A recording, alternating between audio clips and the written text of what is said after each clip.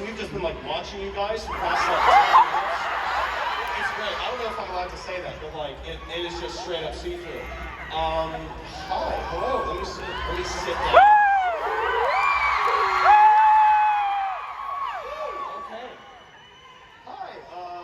In case you don't know what this is or who I am, I'm Ranboo. I'm the creator of Generation Loss Panel.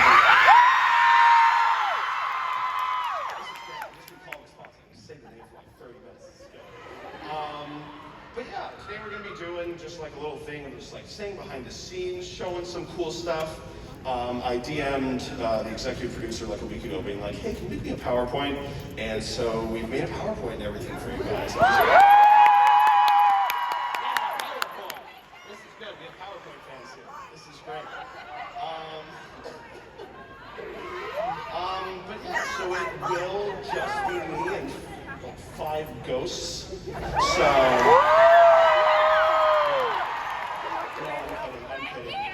I guess I'll introduce everyone, and then we'll get into it. You guys are so excited. This is great. All right. So, our first little guest, you may know him as the guy that started. Well, he's here. You couldn't hear. So you just came on. Yeah, sorry, that's my bad. This is our executive producer. If you'd like to introduce yourself. Hi, everybody. I'm the executive producer of the show. He also played, who did you also play? Well, I played Christoph, the director of the show. Is that? And also, yeah, you're probably referring to the CEO of Showfall Media. Yeah. He was the guy, you said, like, you got so many compliments in saying, like, how good at acting you were. So I'm very proud of that. Yeah, this is, yeah. Yeah, all right. You have anything else you want to say? Introduce yourself more? No, I don't think so. I mean, I had so much fun working on this project. This is the longest project that myself and my group has ever worked on. We worked on it for over a year. And I'm just so proud of what we did. And I think the fan response has been amazing, so I can't wait to see what more we have to do. Yeah. Oh my goodness. Now, our next little guest, I don't know if he's going to come on beforehand or not, but you may know him as well. Okay, by the way, in case you haven't seen Generation Loss and Social Experiments, there's going to be spoilers like throughout this entire panel. I assume that you guys knew that, but I'm just making sure. Because the guy that I'm introducing, you guys probably know as, the guy that put me in a box. So, he also helped with some of the overlay and everything, when you got to choose that little creative creature. His team was behind that. Kraken. He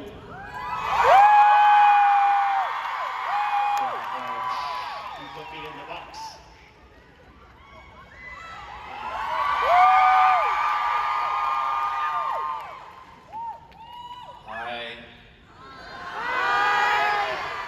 I'm the Hatch. I killed that sweet boy, so thanks for that. I also played Squiggles, the little guy. And yeah, our company designed all the interactive elements such as the votes and the QTE kind of fighting stuff and the pipe mini game and all that fun stuff. So. Goodness, this is just great. I'm just having a good time. This is just fun. All right. Well, our next person, you may know. Well, let me think. You may know her as the person that got shot twice. We got Nikki.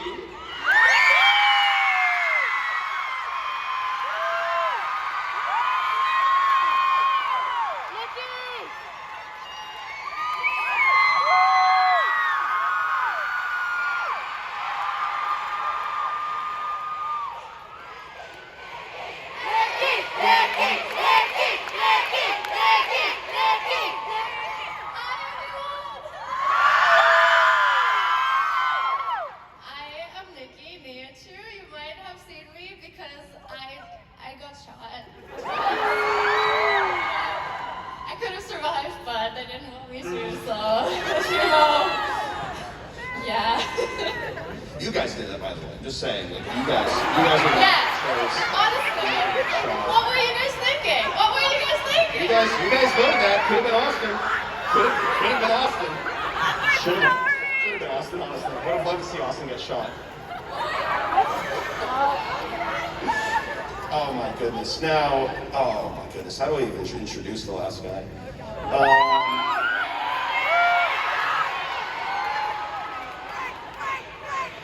Oh, you're spoiling it. You're spoiling it. Oh, say random names, it's fine. Okay, never mind, don't do that. You may know him as the guy that was in a very odd relationship with a skeleton. That was great that got cheers. I love that. We have Sneeg.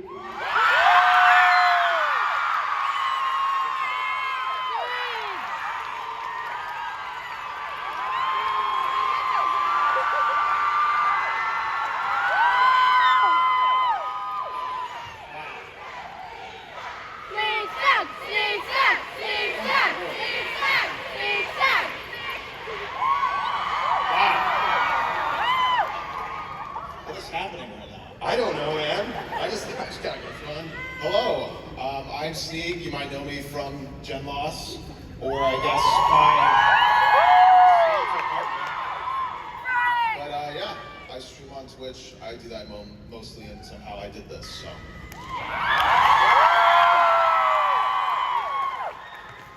Oh my goodness! Look at all of us just here. This is great. This is awesome. Oh my goodness. Well, we do have a little bit of a PowerPoint to show everyone. Now is your time. But yeah, so we're just going to be going over pretty much how it started and then everything that else that went through. So we have a PowerPoint that we can show you. Why is it just me? Oh, there it is. Look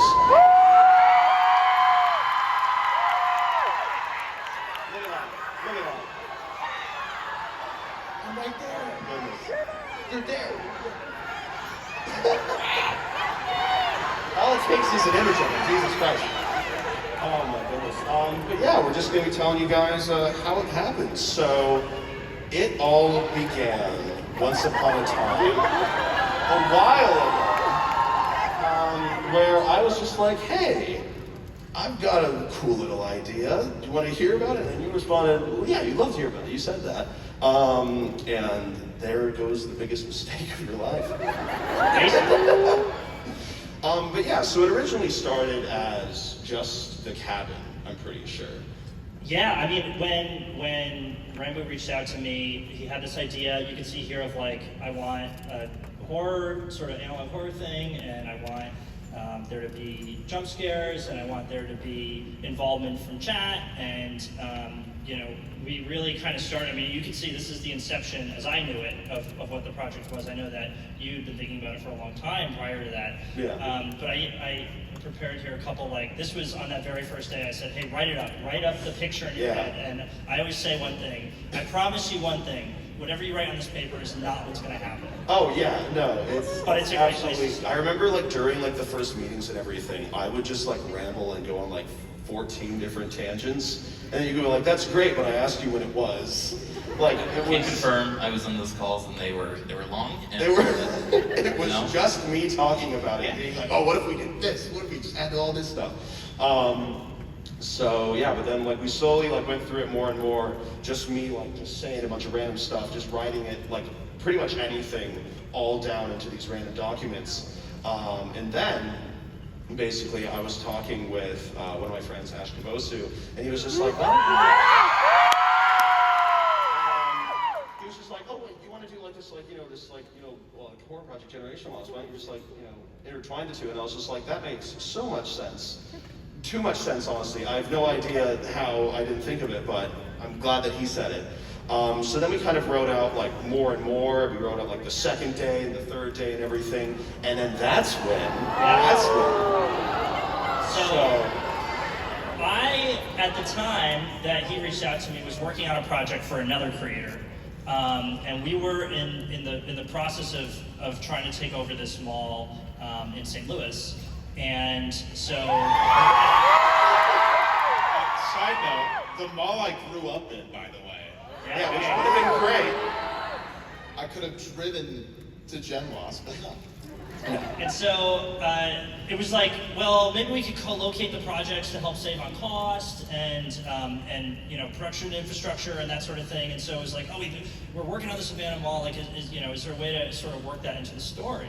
And so that's like between Kraken and Ranboo is like the story started to develop around this idea of an abandoned mall. Yeah, I was so incredibly happy when you came to me with an abandoned mall because I think originally the third act was meant to be like this like facility thing that was like you're gonna open up the door and there's just the back rooms or something.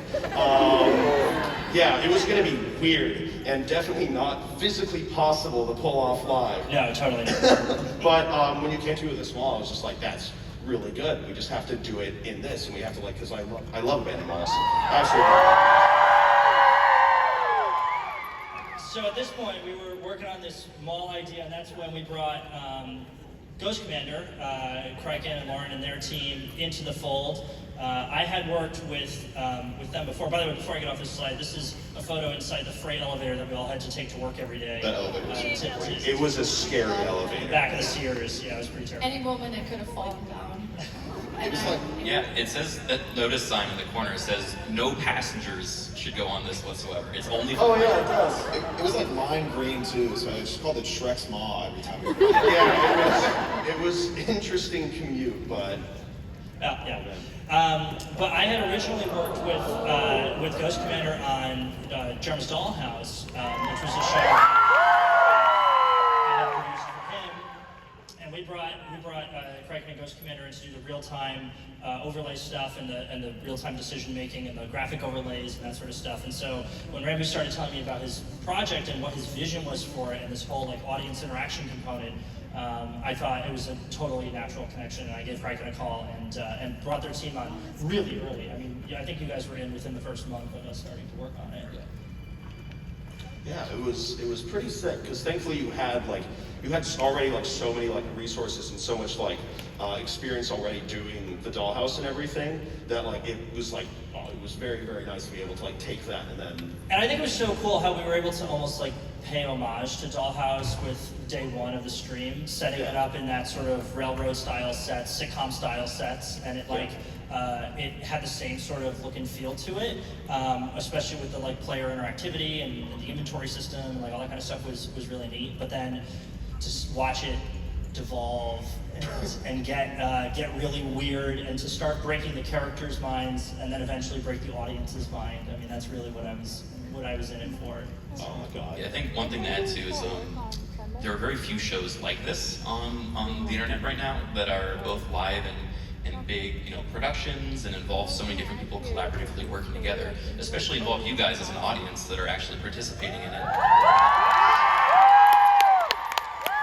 And so it was really important to us that we took some of the lessons from Dollhouse and also working with Germa. I mean, Germa came all the way out and was there for the entire shoot when he didn't need to be, just because he really believed in what we were doing, and he kind of saw this also as like a spiritual successor to Dollhouse, which made it all just kind of feel like this full circle family endeavor, which I hope came across because it felt like everyone on our side.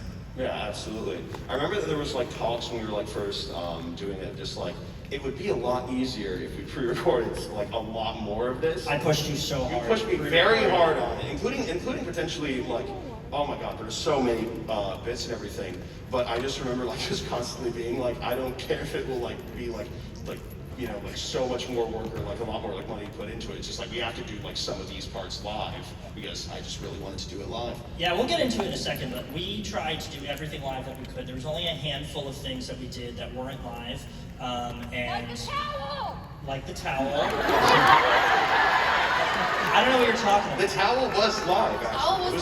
Charlie's face can just do that. That's I don't think they were talking about that part. How many tries? So after we started script developing and stuff, that mall in St. Louis kind of fell apart. They wound up going through an ownership change, and like that wasn't going to work. But we were now so deep into script development around this idea of the mall and building the mall into it. We then had to go and find a mall to do it in. And so I along with my team, we scouted like over 40 malls across the country, and we eventually wound up here. You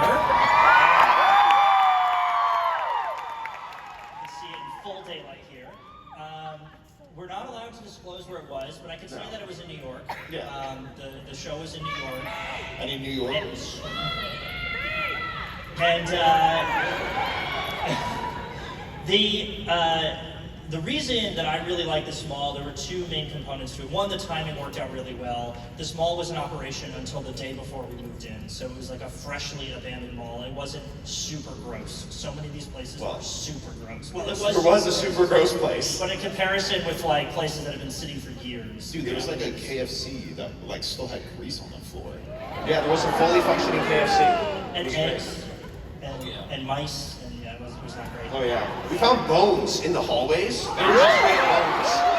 Don't eat at the mall is what I learned. Oh my god, it was sick. No, like straight up, like it looked like someone's vertebrae. It was just Yeah. like in the hallway. It was sick. But the two main things that I loved about this space was the aesthetic of this food court. This is like a late 70s, early 80s aesthetic, and it's like super identifiable as a food court. I just love the way that this looks. And this is a photo that I took when there was actually people still eating there. You can see on our site visit. And the second thing that really sealed the deal for me on this space was this endless hallway.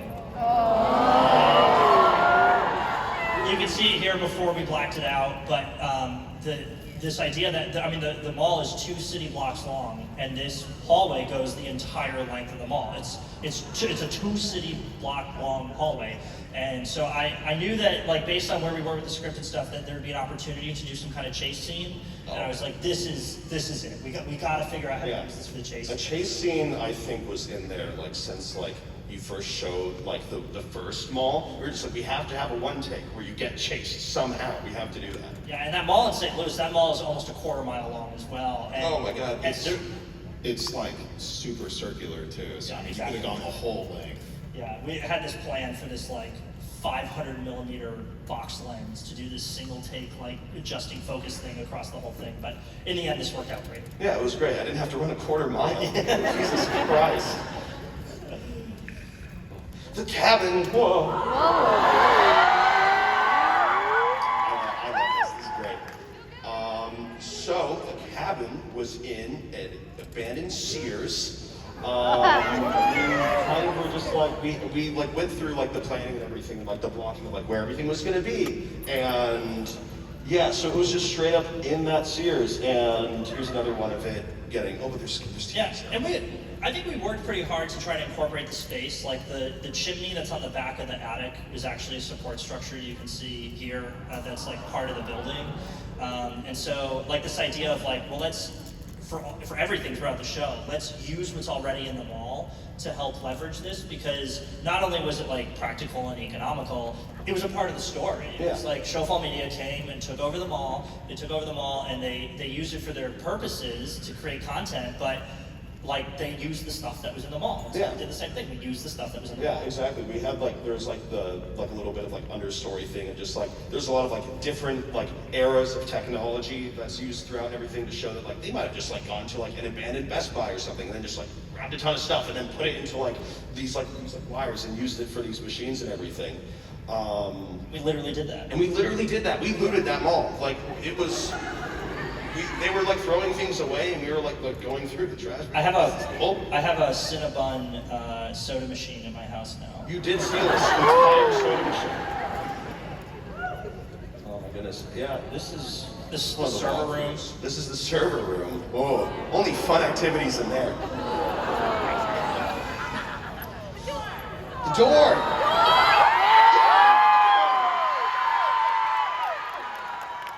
Oh, this is great. So on the left there, you can see what they started to build the door as, and then when we saw it, we were just like, that is a tall door. Yeah, so I think an important thing to mention here is that the build from start to end was about 2 months, and one treat that we got that really I think in the end wound up making the show was the fact that Ranboo came to live at the mall for I live- months. What? And so, like a lot of productions that we do, you know, we have a plan, and then the creator comes in a few days before the show, and we do blocking and like all that sort of stuff. But Ranboo's so passionate about making this project his, that when he's there at the mall, literally every single day for 16 hours with the rest of us, you know, when we're building stuff and our art team puts this together, it's easy to look at and go, nope, that's not the vision that I had in my head. Let's figure out how to change it. And I think that like ultimately really shaped the show because you could be there. I had like an office that was actually in the same place as the monster cage. That's where my little setup was, and I would have like probably hundreds of times where people would come down and be like, "Hey, is this okay?" And I like look over and I go, "Change this, or that's okay." And like it would go up, and then it was good to be there though. It was great to be there, except for the fact, except for the vitamin D deficiency. But we'll get to that. Yeah, we'll talk about that in a second. We're getting to that. You already had that. Okay, hold on. It was because of the mall. Oh my goodness. This is the office of Showfall Media under construction. We literally rented cubicles from a cubicle company that you get your office done. They just like produce cubicles? Yeah. Yeah, Did you not know about the they- cubicle company, dude? Shot in one. I go shots. This is what we would do. we needed the ceiling tiles damaged, and so this is our set decorator with a gingerbread man. Normal activity. Normal activity. Oh my god, that was great. Oh my goodness. The way that this came about is that we met up for like the first time at a TwitchCon, and we were just like talking about projects and everything, and then you, like in your, like, I don't know what like type of vision that you had when we were talking, but you said like, what if we just like perfectly recreated like Charlie's setup and had him stream from the mall. And then we found this place, it's like literally called like Charlie's Philly Things or something. Yeah, I had this vision, and like originally I was like, well, what if we had a whole bunch of streamers and we like recreate all their bedrooms and then they're all like live on their channels? But it wasn't like super practical. But once it became evident how involved Charlie was going to be in the stream, I was like, we have to do this for Charlie. And we're there doing site visit. We're looking at all the different streamers' spaces are set up in different restaurants in the food court, right? And there's Charlie's cheesesteaks, and it was like, this is absolutely perfect. And so we took this nasty kitchen. This was the grossest part. There was like eggshells everywhere. There was like oil. Perfect for, you know, Charlie's character. Probably not perfect. Slimiest place in the mall. Yeah. It- And that's what it Is that Charlie? Charlie is. looks I think that's Charlie. yeah, that's Charlie. The gross thing is that grease trap was leaking, and there's like a giant grease stain on Oh, the it kept carpet. leaking Yeah, throughout the show. Up top, it's holding all the grease that I think was emptied out at the start, right? And just has like replenished, like it's this We were too scared. Running down the pipe. generating a grease pipe. Yeah, it was pretty awful. Terrible. But in the end, it looks. It looks really good. We fooled a lot of people with Charlie reacting to, oh my god, Colors. Charlie reacting to colors.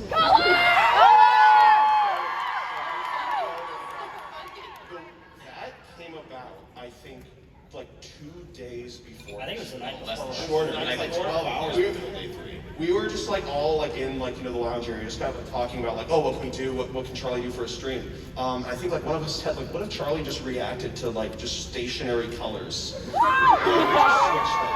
I think the original idea was like, we wanted to make really like what a corporation would think is good TikTok content. Yeah, exactly. And then it kind of devolved into like, how much worse could we make this fake content creator content? And it became literally him reacting to colors. It's stereotypical React content, but it's There was a concept to have the Showfall employees do TikToks and like actually just like recreate. we were gonna have them do that. But it didn't work because it was supposed to be in universe as Slime as a creator within the confines of Showfall. So There would have been a lot of, you know, Hand-waving. technical story stuff that would have gotten jumbled up because of it. So we just went, let's put the color blue on there. And that's it. That's all we did. and now that weird YouTube account has like tens of thousands of followers. It's so funny.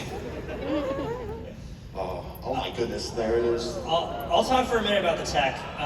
So this is our tech area built out. We had over 40 video sources throughout the mall. I think we were upwards of 35 cameras and screens that went out to every part of the mall, miles and miles and miles of fiber and other backbone stuff to make all this work.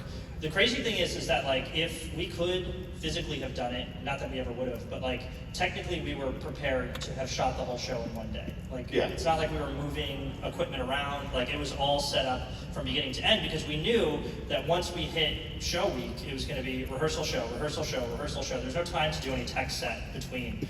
And so we have this like crazy setup here with just an insane amount of cable coming in. You can see all the fiber before it was pinned to the ceiling, and which the wires worked. That's the thing. Is that the good thing is that we were just like, wait, we don't have to hide it. we don't have to hide wires. It works. Yeah, that would have been a whole nightmare to try to hide all that stuff in the ceiling. Oh my god. Yeah. This honestly kind of looks like the spawn point of the monster. I love that guy. The monster. Sorry, I want to talk about the monster a little bit.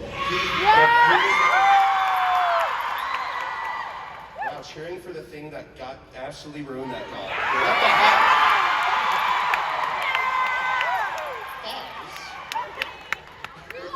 That's messed up. That's messed up. That's what I'm saying. It's fine. We'll talk about it later. Listen, but I think the main thing for the monster was that I was just like, we need someone that is a lot taller than I am.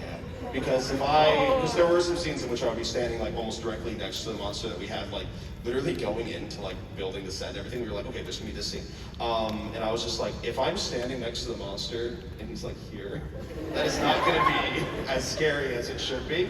So then I think someone had a friend that was just like, yeah, it was somebody that we've used. He does a lot of voiceover work for us, but he lives in New York, and his stage name is Tony Broadway, and he's 7 feet tall. He's almost 7 feet. And it was a challenge to make that costume. But that costume.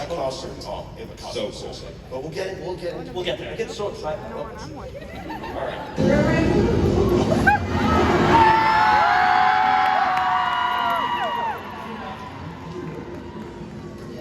There's me making sure that I can fit through the wall. It's a tight squeeze, as you can see. Only one of us can make it. Only one of us can make it. No affiliation with Snapchat, by the way. That's just kind of. It did look like a ghost, yeah. Oh boy. But this is kind of like leading into that final week with rehearsals and stuff, like testing all the stuff and making sure that it looks the way that we want it to. This was, as you said, one of the first times we operated the wall. Going in, this was like the day before our rehearsals. This is behind the cabin, what it looks like back there, using actual, Christmas trees to create those shadows. And this is what it looks like in front of those rooms with light towers and cameras and stuff to be able to get static shots on those rooms. I mean, it doesn't look like rocket science from here. It just looks like a bunch of stuff. Yeah. But it really worked. I mean, it works well. It works well. This. I have no idea what this is. Nikki, do you know what? Is that the room? This is where I died. Oh my god. I told Max that. When I went into the room, I didn't know what the room looked like, by the way. When I went into the room and I fell down and died, I only saw the door in front of me, and I saw the reflection of chat. That's the only thing I saw, and it was just chat. No! Oh my gosh! What happened? What happened? Oh my god, Nikki! And then I started screaming, and they're like, oh my god, Sarah! She's alive! She's alive! And then I got shot again. No! And I just saw the reflection. I could not even see anything else.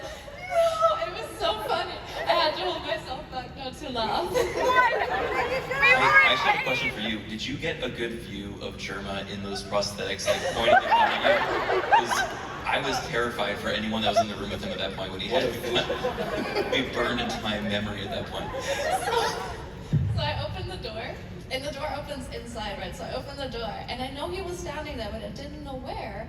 I opened the door, and he stands behind the door, and it scared me so much. I knew what he looked like, but you just forget. You think it's Germa? Yeah. It's not. It was terrifying. Honestly, my scream genuine. I'd stare at people too. When he put those prosthetics on, which took hours, he yeah. would walk around just Terrifying. It was scary. It was very, very scary. Especially when he handed me the gun as well, because we had like, it was a prop gun. So we had like a safety briefing about it being like, okay, no one else is supposed to hold this except for German. He was the only guy that was allowed and given permission to hold this. And on stream, what he did was he just handed it to me. And I was like, okay. You see a reaction, you're like... I'm holding it like this because I'm like, it's not meant to fire, but I'm still afraid that it can for some We reason. had to like, stand. We all stand. This is how like important this was. We stood in a circle, and everyone, the crew was like, guys, listen. This gun, no one touches it. It's a real gun. It's not meant to fire. And we were all there like, what do we do? So that must be terrifying. And then he gave it to me. I was like, oh, sweet, okay. This is not supposed to happen. To be very clear, it was a modified gun with the barrel welded shut. Oh, it wouldn't have shot unless someone pulled a really funny prank on me. No.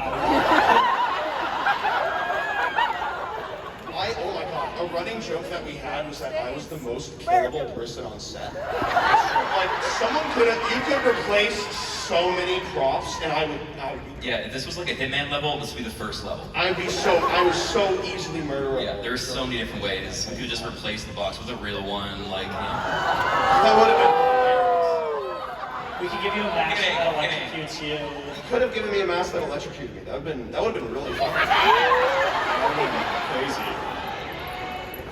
Now, what the heck is that? So, one thing that we talked about, this was like a month prior to the build, was what's the timing? When are we going live? And it became evident that it was going to be daytime Eastern when we were doing the show, which for episodes 1 and 2 doesn't matter at all. Those are all in completely interior scenes. But in day 3, we're in the concourse of the mall, which is lit by these giant skylights, 75,000 square feet of skylights. And we had this like continuity problem of how do we make sure that it's nighttime when we're shooting, how do we make sure the lighting looks the same, and so we were set with this task of covering the skylights. Get rid of this sun. Blacking out the sun, yeah. And it was this long process of finding the right vendors and getting cost under control. There were 6 skylights to cover, 4 medium, 1 small, and 1 huge. This is the huge one. Oh, whoa. That's actually my mother there, by the way. Shout out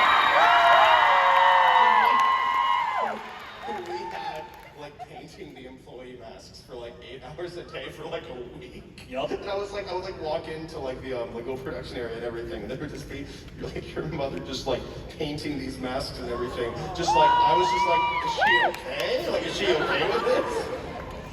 So we did. We blacked out the sun, and it was terrible because we did this 3 weeks prior to the shoot, which was dumb. Didn't need to do Because that. we all just started having like sleep problems because we'd be in there for 16 hours a day, and then when you'd leave to go to the hotel, it was nighttime. And so for those of us that were on set, for weeks and weeks and weeks without a day off, it would just, your sleep cycle started to slip. We all definitely had vitamin D deficiency. I think the entire crew got sick. I wouldn't recommend it, living in total darkness. Still made sure that they were okay. Yeah. Remember that? It sounded like everybody was like dying. Saying that, like, yeah, everyone on set was like deathly ill because of this. It's like, no, okay. Yeah, that was. Anyways, guys, if anyone wants to join the crew, we have spots open. I want to ask is that you don't unionize. All behind the scenes, pre-shoot stuff. So, there it is in some random New York, like, just bridge. There's a Williamsburg Bridge. Yeah.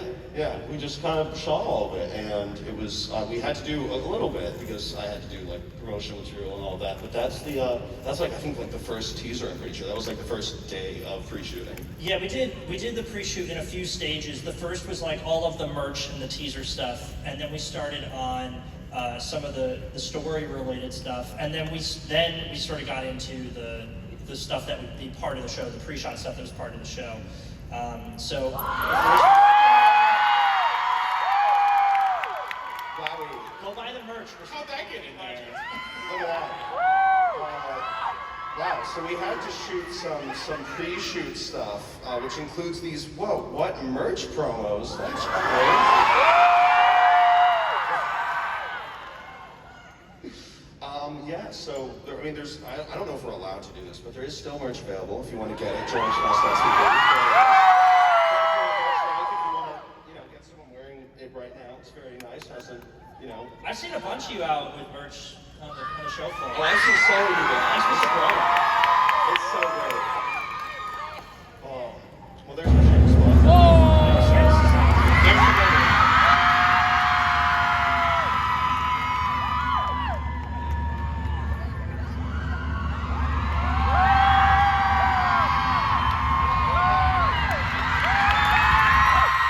How many times can you say that you put yourself tied to a chair before a Life of Pi ad? You got a New York billboard twice. Yeah, so I had the funny idea of getting a billboard because I just thought it would be really funny to do it. And I asked us, hey, can we get a billboard for this? Because I think it'd be funny. And then you said yes, and then we got a Yeah, billboard. I had a seller that I worked with in the past who does Times Square billboards, and we made it happen. It was Yeah. great. It was raining, but Yeah, we just got a billboard for some reason.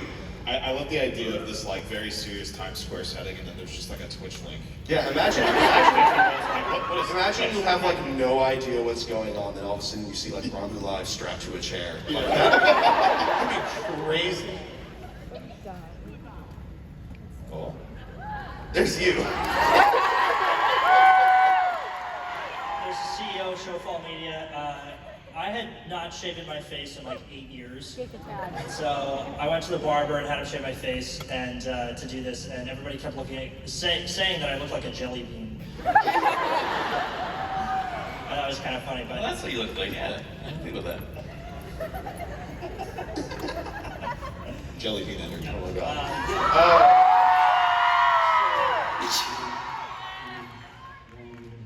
Yeah, so you may be wondering what this is for. Yeah, so you may be wondering what that was for. I guess this is like a first like cool announcement-ish of. yeah, this is definitely not public yet. So we're gonna make it public. So basically, there's this little like award show that goes on like yearly, basically, and we decided like, wouldn't it be funny if we applied to it for some reason? And so we had to like make this and send it and everything. And it was great. So hopefully, I have no idea because voting's still going on. Oh wait, I didn't say the name of the award. Yeah, Yeah, I mean, tell me what it's for. the voting is going on right now to the end of June 30th. If you know anybody that has voting rights for the Emmys,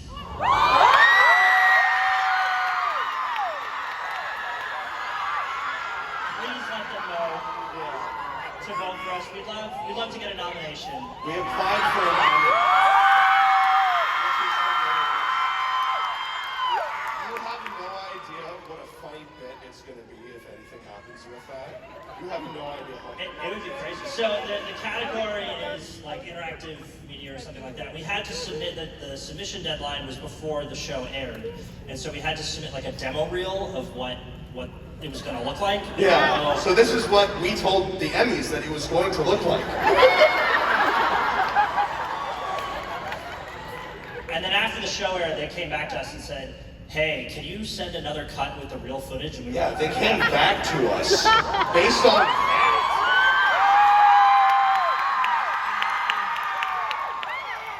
So we'll see. I have no idea. I love the idea of going to the red carpet and it's just like us. It'd be really it'd be such a good bit. Like it'd be so. That's literally the only reason. Like I was just like, this would be such a funny bit if like we got nominated. It'd be really funny. Well,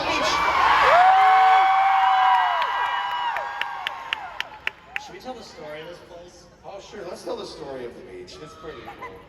So we had one day to shoot all the exterior dimension door scenes, and we had this plan for this beach that we were going to go to shoot the scene. And we get there, and it turns out that it was a private beach, and we couldn't shoot there. But we had like really limited time to do this, so we went to this other beach that was like a state park, but we definitely didn't like ask anybody if we could be Well, there. are we allowed to say that we? Are we allowed to say that? Well, no, we eventually got permission on Okay. site. Oh, we did But get it was permission. like, it was this really hairy thing of like, saw, you know, a bunch of dudes like carrying this door into a park, like down to the beach, you know, and then while we're like trying to get permission to do this thing, and eventually we got the permission that we needed to do it, so. Yeah, we got the permission, thankfully, like on the day of, which is how you should all shoot your films. Do it. Get permission on the day. So that's the forest, which was also just like straight up right next to the beach. It was a parking lot, really yeah. well. Yeah, there was a parking lot like right behind this, so we had to make sure to not show that. And then until we did show it, actually,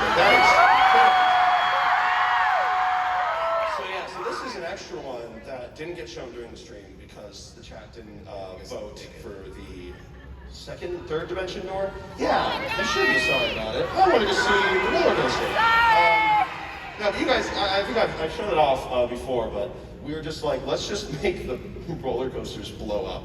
And I'm just like really pissed at this point that it's happening. And then we did through movie magic and practical effects. Look No, great. I'm kidding. But yeah, it's great. And then there's me. So cutesy. Oh my god.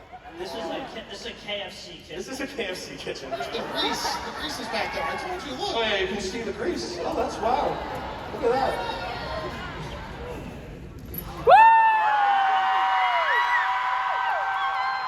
The laser scene. So, like I said, there were a few scenes that we practically had to shoot ahead of time in order to make them work. And one of my favorite stories is the laser scene because we knew that we couldn't shoot the laser scene live. There were safety issues, safety concerns around using the lasers.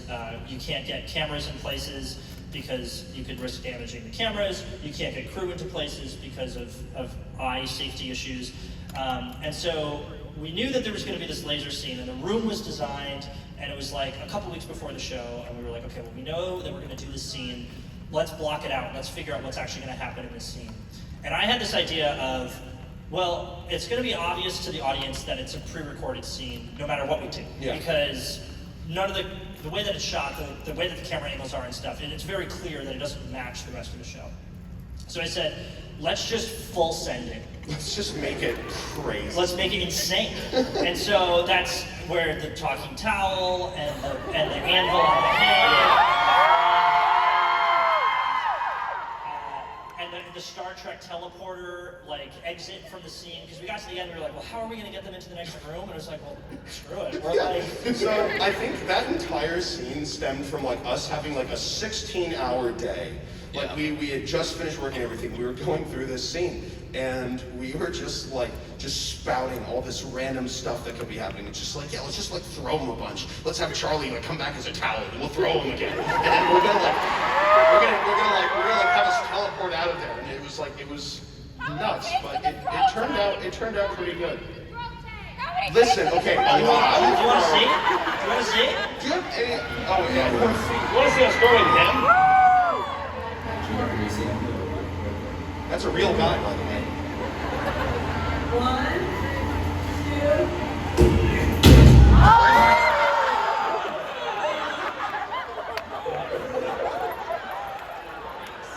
This was like the first thing we did when I showed up on set, by the way. Yeah. I landed, we did this like the week before, and I landed like as you guys did the stuff for day 3, and I walk on set, and you and Charlie are like exhausted. And I have no idea what's happening. And then we like go out for dinner or whatever, and then I come back the next day, and it's like, it's time for the laser scene.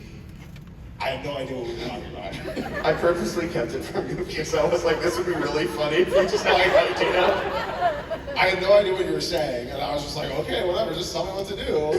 And then like, every single time we get further in the scene, he would just tell me more stuff that we were doing, and I was like, I guess, sure, why not? I guess we're picking up Vinny. All right, and you're good. Oh yeah.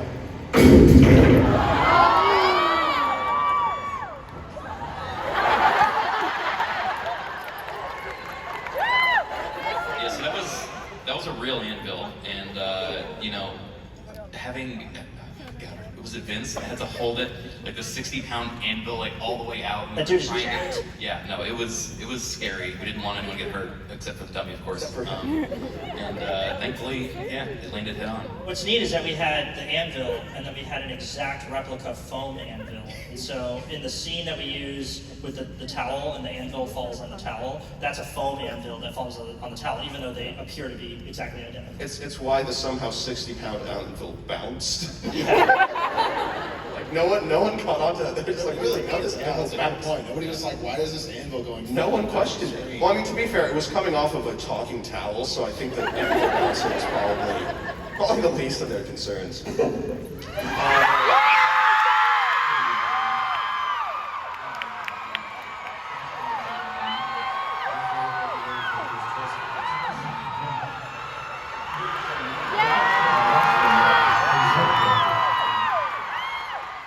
Oh my god. Goo gooby.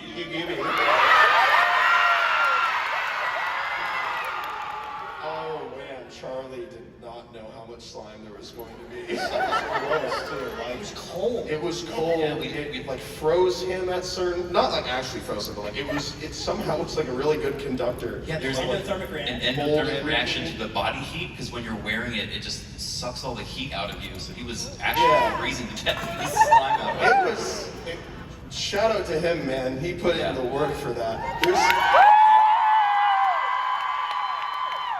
god! Like there is a video that I have that I recorded on my phone of basically. So he had to be like basically helped into the suit because of like all this kind of funny. And you can just hear his screams of like oh what is this? Like you can hear it in the video of just like me recording this like hallway, and it is the funniest thing. It was awful. It was dude, he's great. I don't have it. I'll play it one day. I'm not gonna be able to see it from there. Do you want to see Slime's stunt double?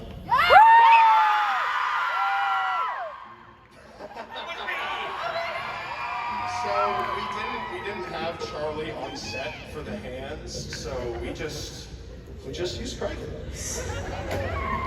And it worked. No one knew. They all thought it was Charlie's hands. Thanks very much. Yeah. So we shot this, several days before, a week before, and then when it came time to do the show, what you hear Slimesicle saying was 100% live. So Okay, alright, and everything else got like not even tech. Guys. Who's gonna be scared of that? and because this is You right turned my before creature we into go a live, you pickle. can see Ranboo on the couch in the background We waiting. can still save it. We can still save it. It's a little grimy, but it's not all done.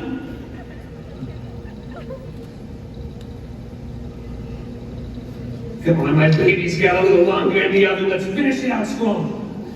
I'm there.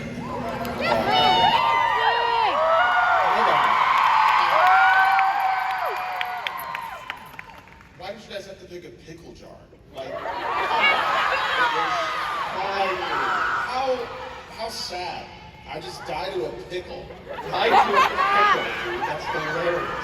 So the other crazy thing about that is that Anna, our wardrobe person, made that costume like after the vote was over. So she's back there at the sewing machine, like making that costume because we had all the parts, but we didn't know, like depending on which torso was picked, you couldn't use the same amount of material. And so that was like made on the fly while the show was going on. It was incredible. There's the Team Dollhouse. There's one of our props masters up top there with the bats. That was the background.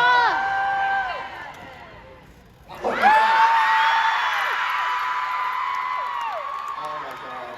Electrical burns. Would you ever have thought that you would have, I don't know how many people here are cheering for you going to the hospital? This is the most they have cheered today.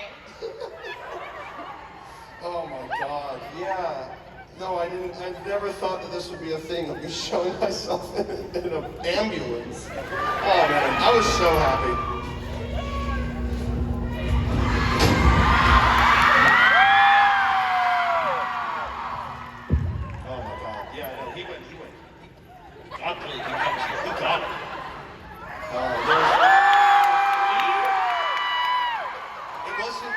wasn't real. I didn't actually get into his guts on stream. But, yeah.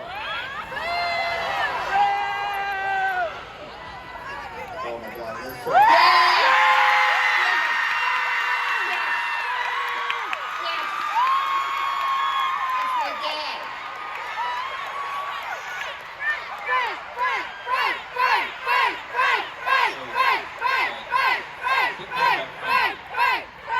Sneeg actually made Frank happen because during the rehearsals of day one, when we were rehearsing Sneeg in the cage, he was like, "Oh, it'd be great if I had someone to play with while I'm in here." Back to one side, right? And he was like, "What if we just got a skeleton?" And so the crew just ran out and they grabbed Frank and Target. And then, yeah, from Target, thank you, Target. And he, based on how Chat and Sneeg, loved this guy so much, we're like, we should put him in the rest of the show. And so we worked him in.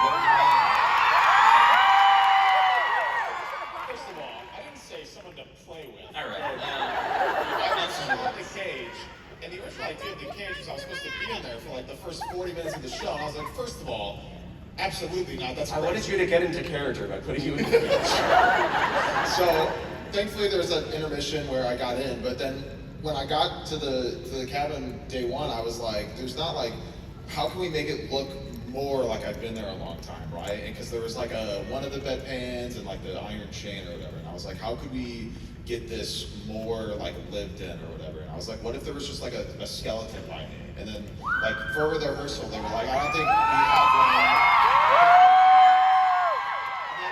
We show up day one to film the actual thing, and I walk in on the props team, like unwrapping Frank out of his like packaging. And I was like, oh my God, it's happening.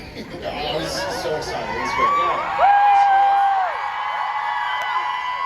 Also, Frank got treated like one of us. Oh, he was. He was one of us.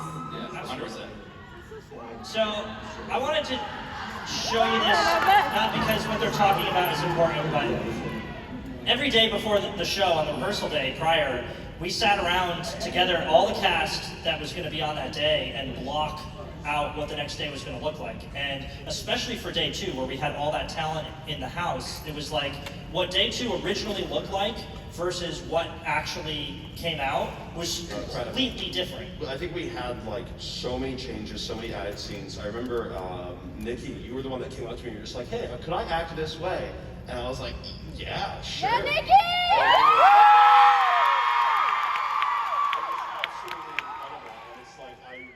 I really, really wanted to like get like the creative energy of everyone. It was absolutely, It was incredible. I mean, it was really awesome to be able to like do something so high produced and amazing, and then have the entire production team be so willing to bend to all of the creators wanting different ideas thrown in.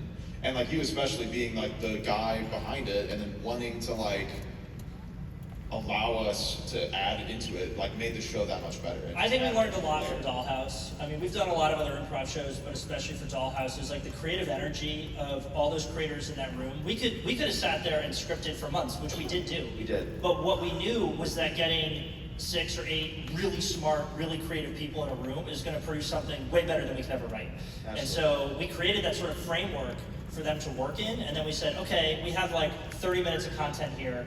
Let's figure out how to make this an hour and a half, or 2 hours, or whatever it was. And I mean, it was stellar. And the other crazy thing about day two was that because Chat was choosing where people went, everybody had to be prepared for every scene.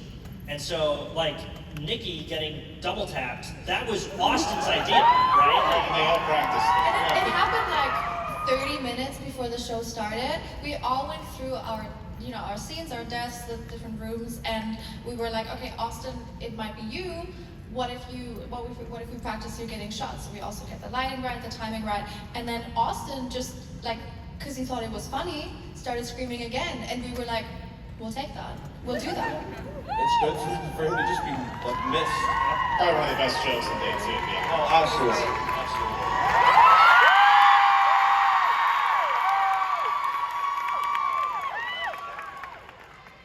God, Jeremy was so funny. It was scary. It was scary. Do we want to talk about this?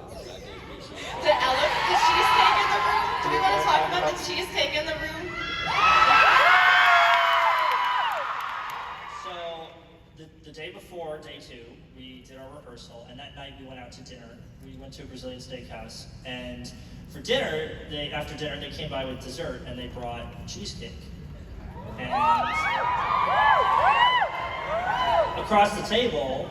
Yeah, I was sitting next to one of our other producers, who there was kind of a lull in the conversation, and he kind of turns to all of us and just goes, "It's a bad day to be a cheesecake." And like, we all died. I mean, Well, at first there was just silence. We're like, what?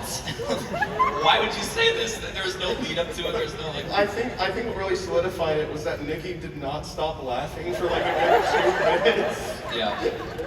so then after dinner, I went back to the office and stayed up till 1 o'clock making that shirt. It was the day before like one of the most like technically like challenging productions, and you were up till 1 a.m. making me a shirt based on a single line.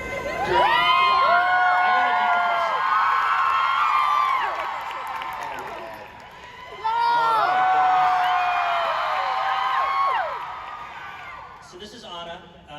She's our wardrobe master, and this is actually the blue jumpsuit thing you see is the base of the monster costume of the big 7-foot tall.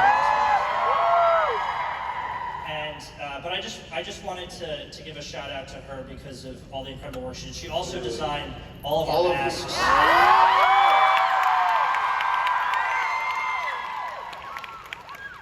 She said she never wants to work on another mask ever again. She made so many masks for this thing. Oh my god! Like it was like constant back and forth for like literally like hours to especially shape the that mask that I wore and everything. Of like making sure it was comfortable and everything, like doing all of that, and like it was absolutely incredible. Yeah, those are laser cut steel pieces. And we've got a few different editions of them. We have 3D printed substructure on them. I mean, that mask was a labor of love. It took a while. It's sick though. I love it.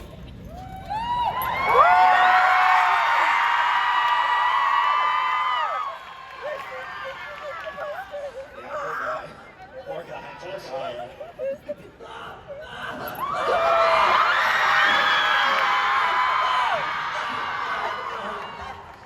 That's how we got the effect. It was just someone with a light doing that. Literally. Yeah. Charlie is one of like I don't know how he does it, but he is incredible. Yeah, incredible talent. Oh my god. His screens are terrible.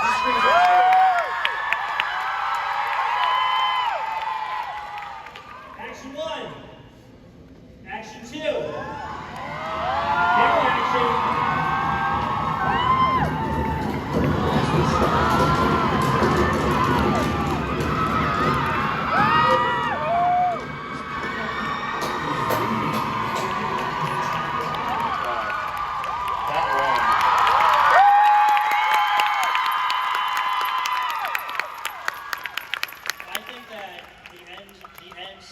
Is my favorite part of the whole project.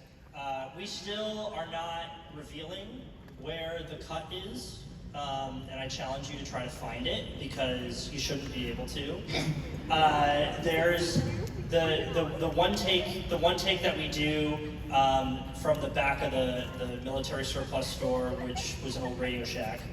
So my head is the Radio Shack. From the back of the Radio Shack, all the way into to the death of Hetch is one shot, one scene, and the amount of planning that went into making all this happen the way that it did, and the emotion that it brought out, at least in me, in that last moment of your Truman Show bow in front of the door,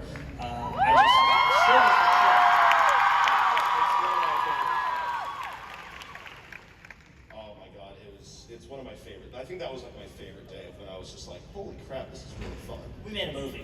We made a movie basically on like.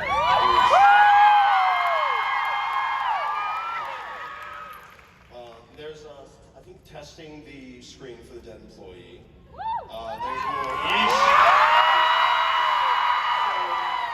So okay, the thing is the funny thing is I'm about to talk about the monster costume, but the monster costume is really cool because it has like little like pieces of flesh inside of it. like fake pieces of fish. I don't know if you can see it, but that's just a cool little tidbit there. I think the funny thing is none of you even realized it was me until I think I pointed it out on Twitter. Yeah, because the smoke had gotten so like between the camera and us that like you could see like maybe my hat and like the white of my hoodie. That's really it. Oh my god, yeah. So, do you guys know the fire alarm that went off probably during when Charlie was safe and everything? That totally planned thing. Yeah, no, we just accidentally triggered the fire alarm.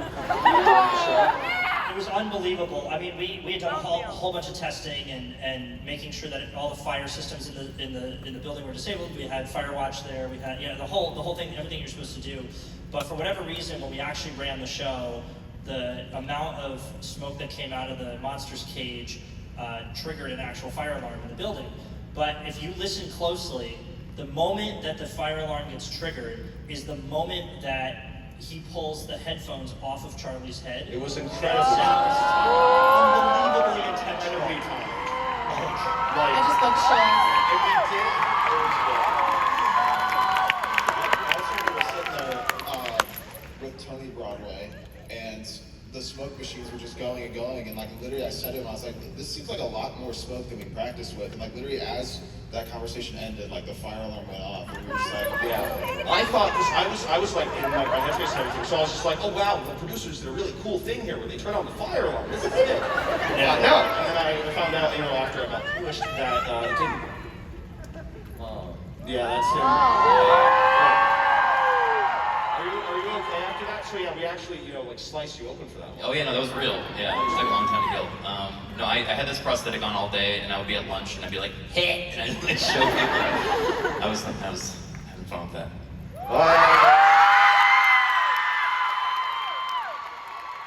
That's a hilarious image, by the way. Yeah, so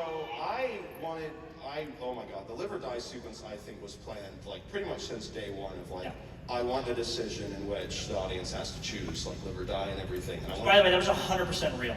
We did not modify those votes in any way. You guys saw that play out was really real. I could not be happier with how that turned out. We got an actual movie metal worker to make that box and everything. It was it was so sick. But I just really wanted that scene. And I remember there were a couple of times where you're just like, oh, maybe we pre-record this and have 2 different endings or something, so that you can act in a certain way. And I was just like, no, I want to do it live. I want to scream. And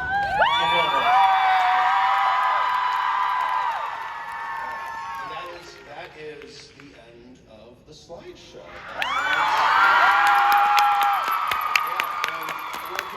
We're going a bit over. And I have one more little thing. To say. It's nothing much, but it's still pretty cool. Do you wanna just press that little button and we show?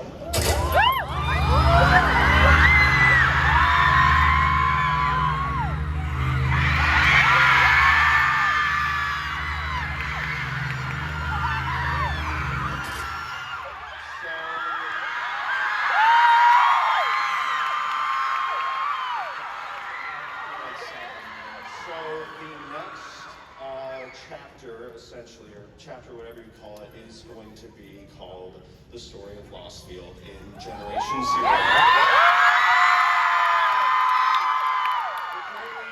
That's sort of an announcement that we're currently in the process of fully making it and everything, so it's going to be hopefully out pretty soon. It's going to be really cool. Can't wait. And it is especially going to be a lot of the story that I remember a lot of people were expecting in a while. So, yeah, it's gonna be pretty cool. I'm very excited for it. I've got it all in my brain and I'm thinking about it right now. So anyone that can read minds, please don't. But yeah, I think. Any last words? Are we send us your questions? Do we have time? I don't think we have time for questions. No, Jason's not the stage. Yeah, they're putting us out. You know what? Honestly, I'll go through that hashtag afterward, and I'll just I'll answer a bunch of them. So on Twitter. Because we ran out of time. because we were talking about so much. It was just, Amazing. The coolest thing ever, honestly. I hope that you guys enjoyed it. I hope that you guys had a good time watching it. Give another huge round of applause to Ranboo. I mean,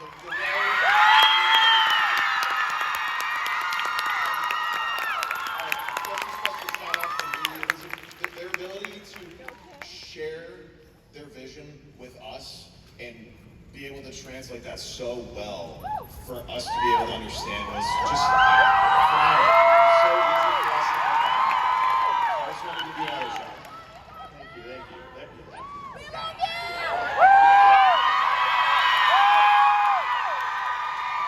This is so great. I wish that we could just stay up here. Honestly, this is I guess I just gotta make another thing, huh? This is a vague thing to get a cheer. I love that. Oh my god. I just want to say a huge thanks to the fans. This absolutely couldn't happen